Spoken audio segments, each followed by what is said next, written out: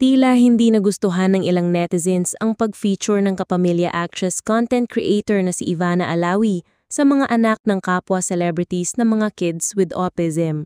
Isang Threads user ang nagpahayag ng kanyang saloobin at obserbasyon sa napanood nitong vlog ng dalaga kasama ang mag-inang sina Candy Pangilinan at Quentin. Sana tigilan na ni Ivana i-content yun mga celebrities with awesome kids. Pilit na pilit bilhan ng kung ano-ano yun bata kahit obvious naman na ayaw ng mom na i-spoil yun anak nila. Saad ng isang netizen, hindi nito nagustuhan ang pamimilit umano ng aktres na bilhan ng kung ano-anong material na bagay.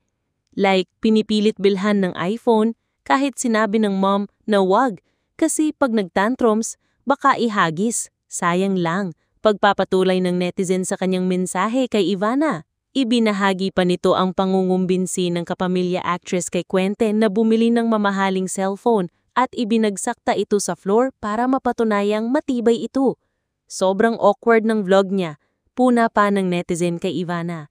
Base kasi sa vlog ng kapamilya actress, humindi na si Quentin sa pagbili ng cellphone dahil gusto niya ang phone na nirecommend sa kanya ng kanyang teacher sa photography.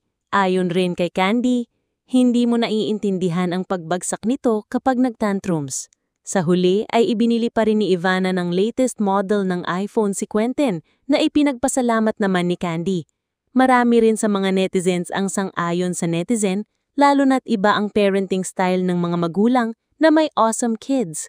Bukod kay Quentin, nauna nang mag-guest ni Ivana ang mag-inang sina Katrina Halili at Katie. Sa ngayon ay wala pa namang pahayag ang aktres hinggil sa issue.